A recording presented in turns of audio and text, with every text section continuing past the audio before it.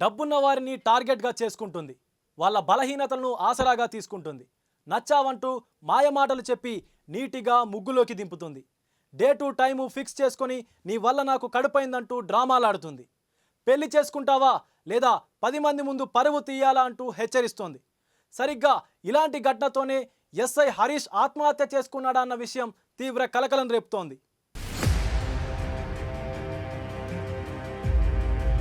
రాష్ట్ర వ్యాప్తంగా సంచలనం కలిగించిన ములుగు జిల్లా వాజేడు ఎస్ఐ రుద్రారపు హరీష్ ఆత్మహత్య ఘటన నిగ్గు తేల్చేందుకు పోలీసులు దర్యాప్తు ముమ్మరం చేశారు. ఈ క్రమంలో విస్తుపోయే విషయాలు వెలుగు చూస్తున్నాయని సమాచారం. ముల్లకట్ట అంతర్రాష్ట్ర వంతెన పక్కనే ఉన్న ప్రైవేట్ రిసార్టులో ఎస్ఐ హరీష్ సోమవారం ఉదయం తన సర్వీస్ రివాల్వర్తో కాల్చుకొని బలవన్మరణానికి పాల్పడిన విషయం తెలిసిందే.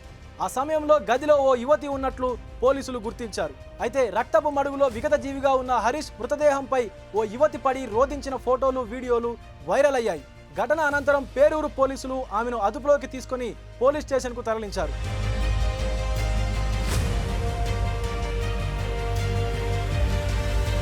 సంఘటన ఎలా జరిగింది, ఆ సమయంలో అక్కడ ఆమె ఎందుకు ఉందనే అంశాలపైన విచారించారు.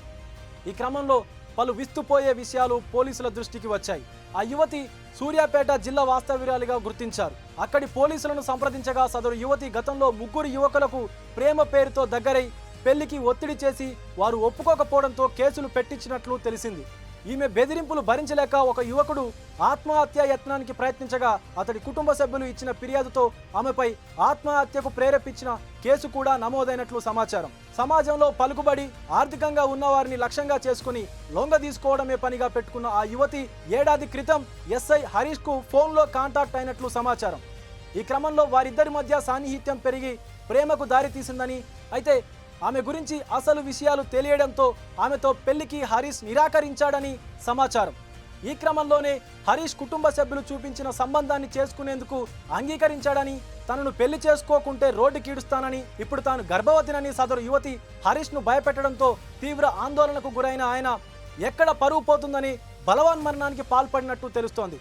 ఎస్ఐ హరీష్ మృతిపై తొలుత అనేక ఊహాగానాలు వినిపించాయి. ఉన్నతాధికారుల వేధింపులు, పని ఒత్తిడి అంటూ ప్రచారమైంది. ఈ నేపథ్యంలోనే ఆయన మరణానికి దారితీసిన పరిస్థితులను నిగ్గు తేల్చేందుకు పోలీసు ఉన్నతాధికారులు మరింత లోతుగా దర్యాప్తు చేస్తున్నారు. ఈ క్రమంలో సూర్యాపేట యువతి అసలు బండారం బయటపడింది. కాగా ఆ యువతిని సోమవారం సాయంత్రమే 2 మహిళా కానిస్టేబుల్ను ఎస్కార్ట్గా ఇచ్చి దూద్యా తండాకు తీసుకెళ్లి తల్లిదండ్రులకు అప్పగించారు.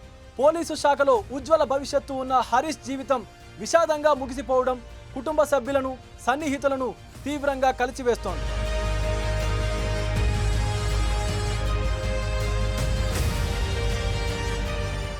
అసలైన తొలి వెలుగు. ఫాలో వాట్సాప్ @తొలి వెలుగు official.